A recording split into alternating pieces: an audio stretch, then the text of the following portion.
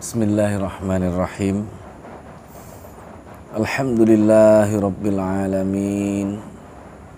Assalatu wassalamu ala asyrafil anbiya'i wal mursalin Sayyidina Muhammadin wa ala alihi wa ashabihi ajma'in. Tazkiyatun nafs. Istilah tazkiyatun nafsi adalah sebuah istilah untuk sebuah proses pembersihan jiwa, mensucikan jiwa, memurnikan jiwa ini. Jadi pada diri setiap manusia itu ada yang disebut dengan nafs, yang mana di dalam nafs itu mempunyai dua karakter, yaitu karakter baik dan karakter buruk atau jahat. Untuk itu diperlukan suatu riyadhah. Riyadhah yang kita kenal dalam istilah bahasa, kalau riyadhah badaniyah itu adalah olahraga. Namun ada yang disebut dengan riyadhah ar-ruhiyah, di mana proses kita mengolah jiwa kita agar menjadi hamba yang mempunyai hati yang layyinah, talinul julud thumma talinul qulub, supaya hati ini menjadi layyinah, lembut. Sebagai contoh, kalau kita melantunkan dengan penuh penghayatan, meresapi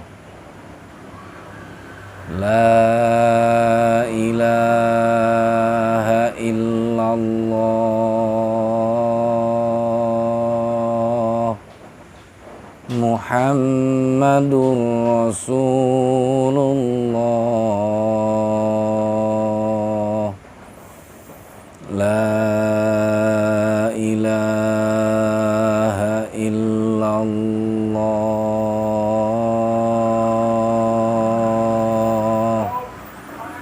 Muhammadur Rasulullah.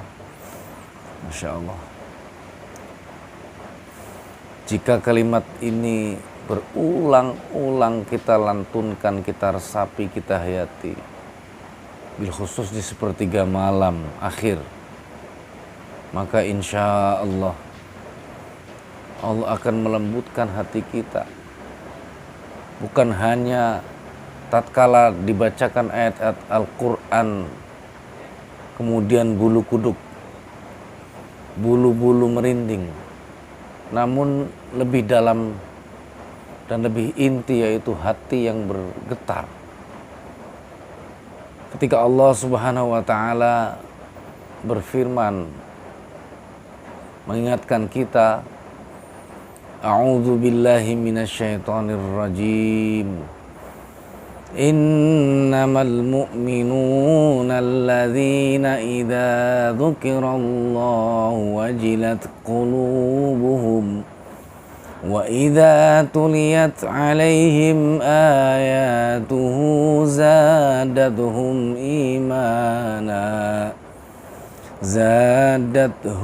imanan wa 'ala rabbihim yatawakkalun.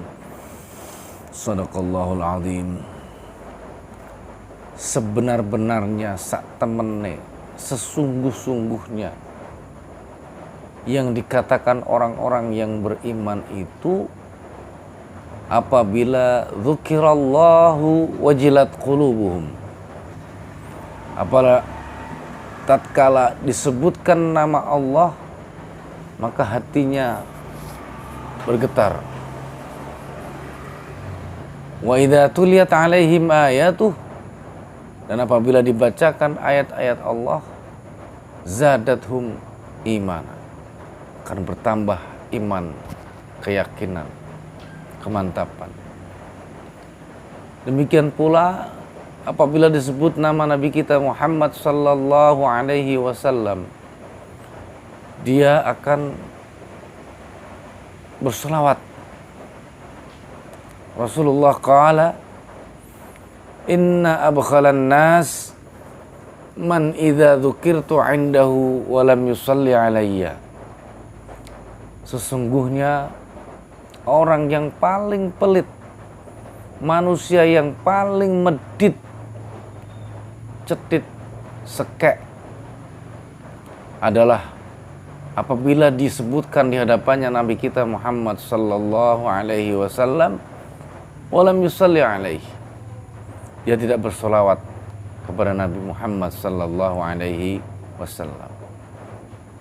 Maukah kita disebut sebagai manusia yang paling pelit, manusia yang paling medit? Tentu tidak. Untuk itu perbanyaklah sholawat. Jika ingin digabungkan langsung apa yang kita sampaikan tadi, kita langgengkan, kita budayakan, kita istiqomahkan dalam diri kita, menjadi amalan kita yang tak pernah terputus di sepertiga malam atau di saat-saat kita ingin hati kita menjadi terkait dengan Allah. La ilaha illallah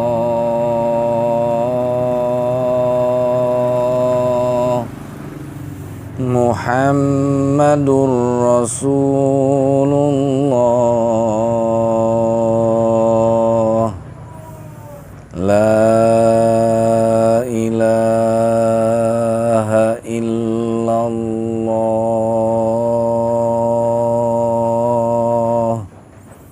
Muhammadur Rasulullah. Terus dan terus. La ilaha illallah